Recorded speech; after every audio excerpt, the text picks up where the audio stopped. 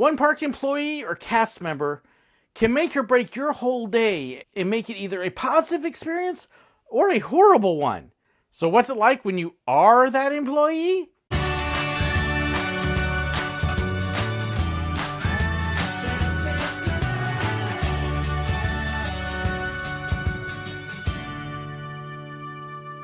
It is amazing when you work at a theme park how much of an influence one person can have upon the whole entire day that a guest has. Now, there are some cast members, employees that have more prominent roles. If you're working in the kitchen, for example, that guest is probably not going to notice you as much or be affected by what you're doing.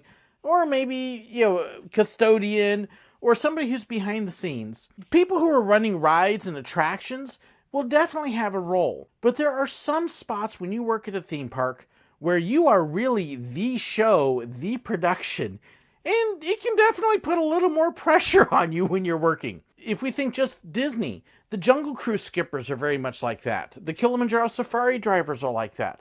Anytime you've got a job where they're personally narrating and experiencing with the guest the ride, that one person really can make or break it. You don't want to be that one that kind of ruins it or was just like, no good.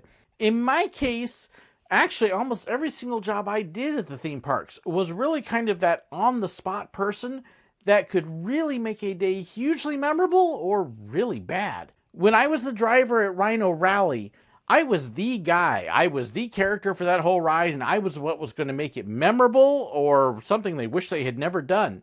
Same thing when I worked on the train at Silver Dollar City. The conductor or the robbers really made that ride. And if you were having an off day or an off moment or had a bad interaction, well, not only have you just messed up that moment, you've messed up the whole entire ride. That kind of implied even as a PhotoPass photographer. So there was always a bit of pressure on me to not just perform, but to go above and beyond to make it memorable. Which honestly didn't bother me at all. That was actually motivation for me to do even better. For me, when I was working at the parks, I always viewed myself as a performer. Regardless of what I was doing, I was performing. I love the way that Disney puts those kinds of things, that when you're out in the park where guests can see you, you are on stage as part of this grand play. You are a character with a role. Your persona can affect everything, because that's really what I was. At Rhino Rally, we joked that we were the Jungle Cruise on land with live animals instead of animatronics. And really, the driver on Rhino Rally completely made or broke that experience. Which meant when I was driving, I knew it was on me. I was with other drivers that were just boring or didn't care or weren't funny or were hard to understand. And so I was determined that was not going to be me.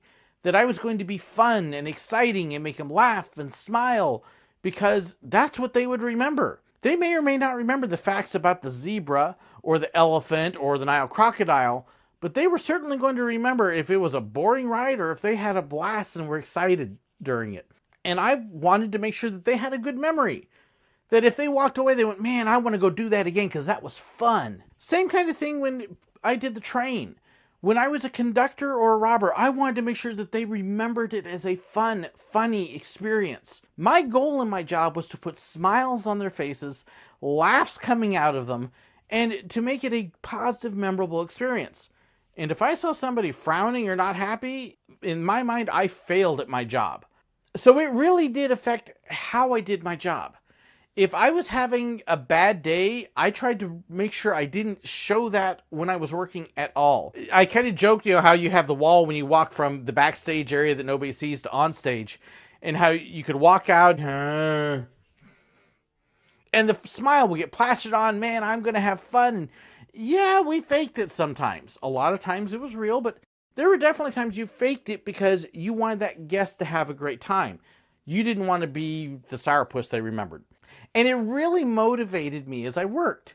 I know that there are some times with some scripted rides, and I've heard this about Kilimanjaro Safari in particular, but also Jungle Cruise, that they have very strict scripts, which can be hard because the ride never changes. Kilimanjaro Safari does somewhat with the animals moving around, but like Jungle Cruise, it's always exactly the same. The snake is always in the same place, the waterfalls are always in the same place, the wrecked airplane and the gorillas are always in the exact same place. So you have to find ways to adjust it and make it change. Same thing with a great movie ride. It was always exactly the same kind of thing. I was blessed in that my rides changed. My rides would change very much basically because of the guests.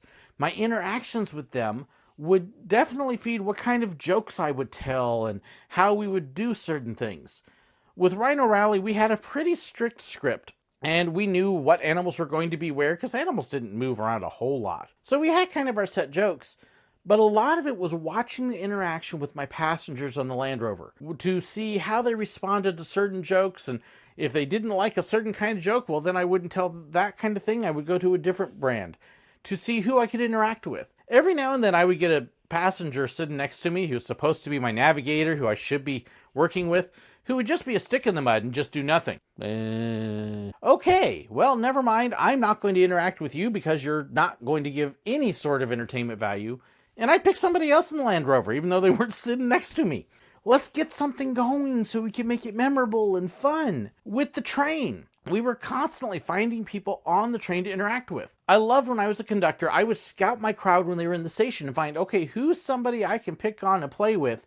And if there was a way to tease them during the ride, I would. If I was a robber, same kind of thing. Okay, who's reacting with the show? Who can we play up with? I loved when people would interact with us because we could get something going. There's a lot of improvisation, being able to make things up sometimes, and that can be tough. I'm all right at it. I'm not great, but I'm not horrible either. I was blessed in particular on the train to work with a couple guys, both named Kevin coincidentally, who were just incredible at improvising things. Oh my goodness. And most of the other guys were pretty good as well. We were a group that we managed to feed off of each other and just kind of build from there and be able to do all sorts of other things. Knowing that we wanted to make smiles really motivated us to bring out even more. And I was grateful that we had kind of the free-flowing script where we could do that.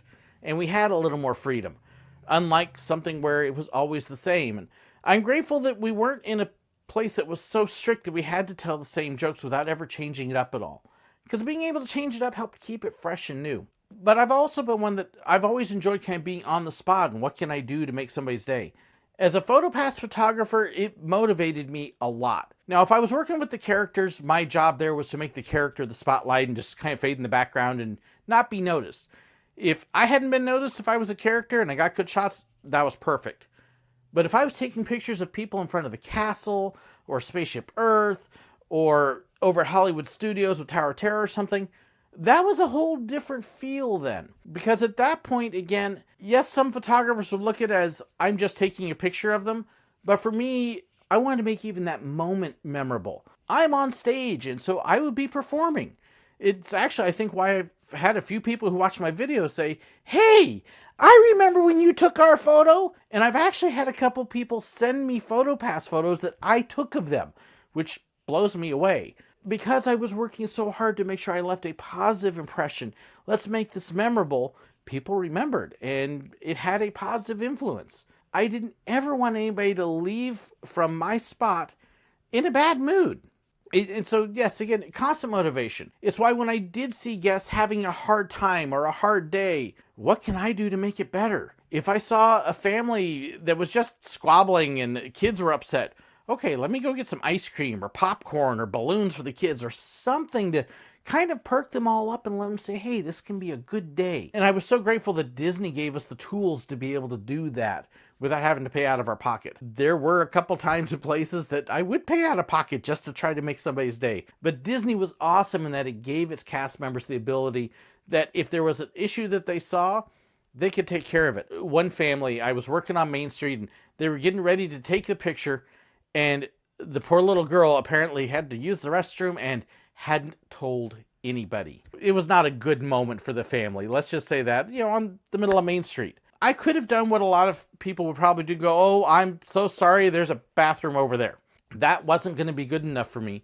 Because again, I wanted a positive day. Hey, if they're not smiling when they leave me, I failed. Let me walk you over to the bathroom, which happened to be right over near First Aid. Go in, see if you can get her cleaned up. Let me make a couple phone calls. Do you have a change of clothes for her? No, don't have a change of clothes. Don't have anything with that. Well, okay, I'm going to get you taken care of. And I proceeded to call my manager, explain the situation to him. I got permission from my manager.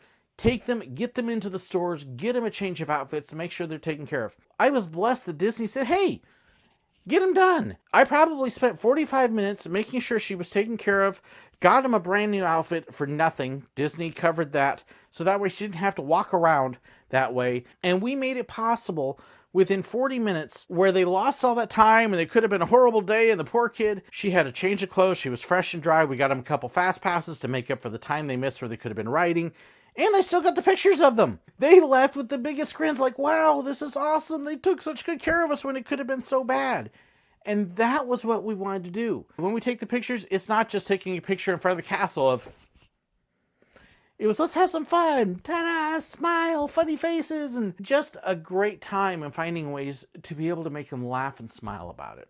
It was a huge motivator for me, and I loved it. I fed off of that.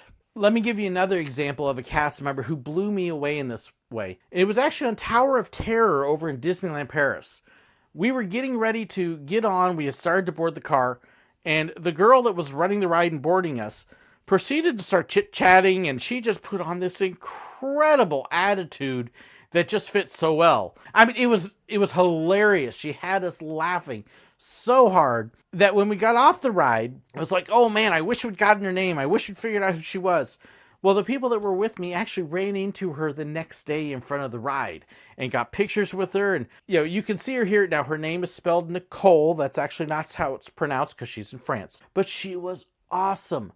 And she made this moment that all it was just getting on the ride, a hugely positively memorable one. One that we look back and go, wow, that was just a cool moment. Because she was awesome. And that's the wonderful thing, is that almost any theme park employee can do that. Somebody standing at the entrance to the ride can make a huge difference. Somebody just putting them on board and teasing and joking and interacting. Just having fun with the guests will make such a huge impression. I think a lot of theme park employees don't realize what they're missing when they don't do that. And I know it's uncomfortable for some, but I absolutely loved it. And especially when I could walk away at the end of a day and know that I had impacted people's days, that I could help them have a great time. Maybe they'll remember me, maybe they won't, but I'll know that they will remember the moments, and they will remember the rides, and they'll remember the interaction and the fun, and they walked away with a smile, having a great time, and knowing that I had a role in that. That was awesome for me. That was the perfect thing, and what I loved about it so much. Have you ever had somebody at a theme park leave an impression with you, good or bad? I'd love to hear it. What's your most memorable employee that you ran into? Or maybe you're an employee and you had these great moments, or maybe not so great. How did you respond? Did you want to make it a great moment, or did you just not care? I'd love to hear that too. Let me know in the comments below. Please don't forget to like and share the video. If you haven't subscribed yet, please hit that subscribe button. I'd love to hear your feedback as well. Thank you to my patrons for your support. I couldn't do this without you. My patrons rock. If you want to know more about Patreon and supporting me, or if you want to know about my Facebook page, I have a fan group on Facebook. I've got a Reddit page. There's Discord. There's all sorts of other stuff. Check the description below. There's lots of stuff there. Thank you so much for watching, and God bless. Completely made or break that driver, which is what I did. Okay. And really, the driver on Rhino? Who's Rhino? I don't know. And really, the driver on Rhino Rally, completely,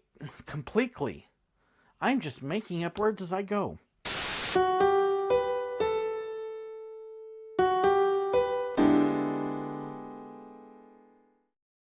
If you want to know whenever I have a new video out, well, hey, make sure you hit that button right there and subscribe. If you want to see another video right now, well, I've got a great one right here for you. And if you want to be like these wonderful people here and help support me financially on Patreon, well, check out that link right there and it'll take you to it. Thanks so much, and God bless.